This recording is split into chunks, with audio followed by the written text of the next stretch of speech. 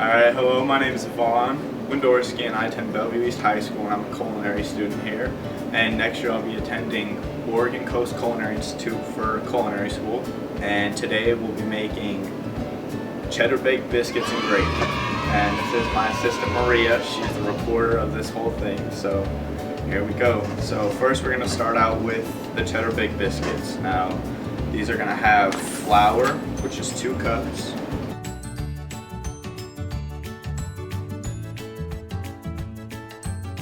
So sugar is going to be 1 tablespoon.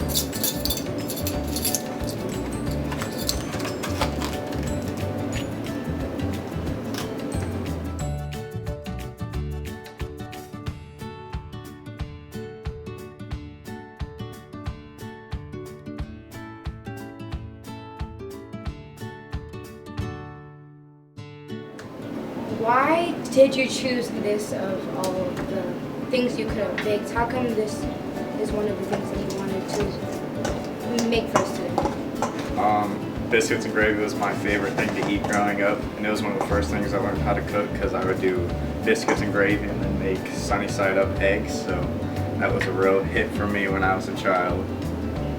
So then we're going to add the cup of cheese. Now in a bag like this usually has 2 cups, so if you split it in half, you're usually pretty good. So then after you add the cheese, you're going to mix those together. Make sure it's all spread evenly. Make sure your hands are clean. Yeah, wash your hands before. And then, we're going to add the buttermilk. And the buttermilk's just going to make the biscuits, going to keep them really fluffy and moist, so that's nice.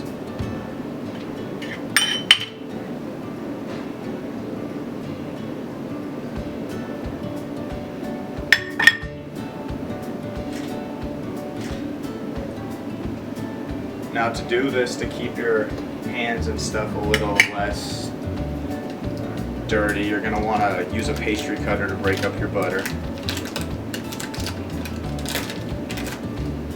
And for the butter, it calls for 1/2 cup, so it's usually going to be a full stick, or in this case 2 mini sticks.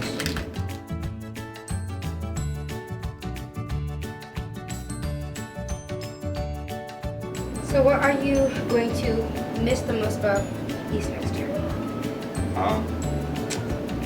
Probably friends, because next year I'm going to be in Oregon all by myself, so yeah, I'm not going to have family or friends up there with me. I have to focus on making more of them. Yeah, so that'll be interesting.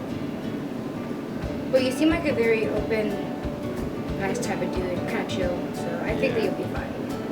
Hopefully I can win Mr. Bellevue tonight, so.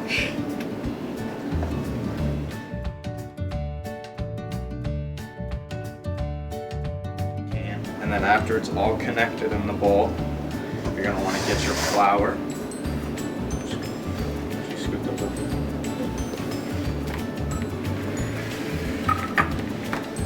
So after that, you're just going to take a little bit of your flour, you're just going to put it on your palette in front of you.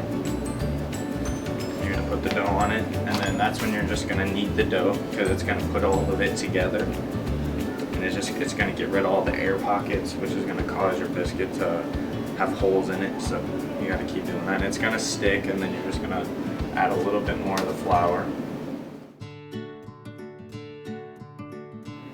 So then after you're done with it, you're going to want to put it into just about like an even square almost, enough to where you can cut it into 12 portions. Then you're going to take a pizza cutter like we're using. It's going to cut it in half, and then cut it into 5 sections. That'll give you your even 6.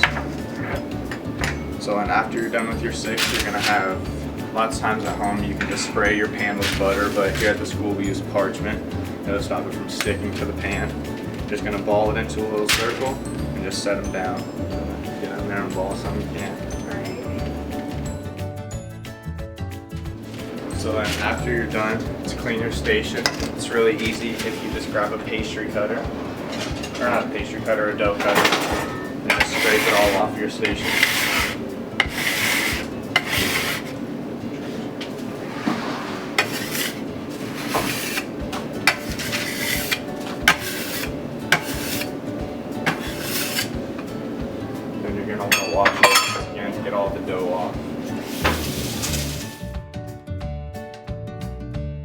So how long do you put in the oven? The biscuits are going to be 15 minutes on 400 degrees. Alright, so now we're going to be starting the gravy. So if you have a gas grill, you're going to want to put it on about medium to low, but if you're on a electric, you're going to want to do around medium. So you're just going to start off by adding your sausage. So the last recipe was 12 biscuits, so with this one, just to have enough gravy, so you're going to have about 3/4 of a cup of gravy per biscuit, so you're going to want to do around a whole roll of sausage. And just break it up so it'll cook a little bit faster. So how long have you been cooking? My first reported incident for cooking, I was 3 years old and we lived in Plattsmouth, and I got up in the morning and I started watching cartoons and I was like, oh, let's go make some eggs. So I get a pan out going because we lived with my grandpa at the time. So my grandpa let me cook with him every morning. So I start cooking and I get my eggs going, they're cooking, and I go back out and I watch cartoons again. I forgot about the eggs and just sat and watched cartoons, and my mom and my grandpa wake up to a house full of smoke. And so thankfully I was only 3, so I didn't get in trouble. And he told me, I was like, you can't do that again. But yeah, I almost burnt the house down, so that was interesting. So your first time that you tried to cook, you almost burnt down the house. First time cooking by myself. Interesting. Yes. Alright. Yeah. Well, it's starting to brown now. Yeah, so you're just gonna keep mixing it, breaking it up, keeping it together. So what chef do you like look up to as an inspiration? My favorite chef, personality-wise, is probably Guy Fieri, just because he's a funny one. But in terms of skill, I don't know. I like Gordon Ramsay's his skill, because he knows how to do Chinese food. He knows how to do steak and chicken and hamburgers and all that. So like from a skill standpoint, definitely Bobby Flay or I forgot his name now.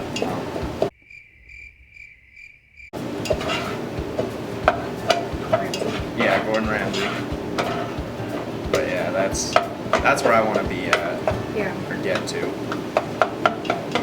Alright, so before it's all cooked, that's when you're going to want to add your seasoning. So you're going to use salt, pepper, garlic, onion powders, and then cayenne. So when you start to put in like the milk and stuff, like you have to wait till it's like all brown, or can it be like? Well, when you put the flour into it, you don't want the flour to burn, so you basically just wait until the flour is connected with the sausage and it starts to like clump into one piece. You don't want it to necessarily get to that point, but you want it to start like taking on the straights. I'm gonna start pouring to add the flour. Now, when I add flour, I typically do it by the teaspoon. Yeah. So that's how I'm gonna do it today too. So.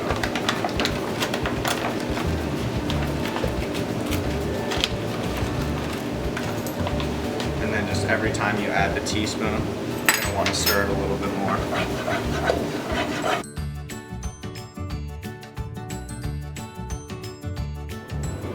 It looks really good.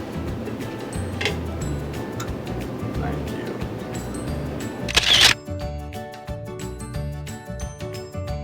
Up to me like hard. With some good hot gravy. You guys don't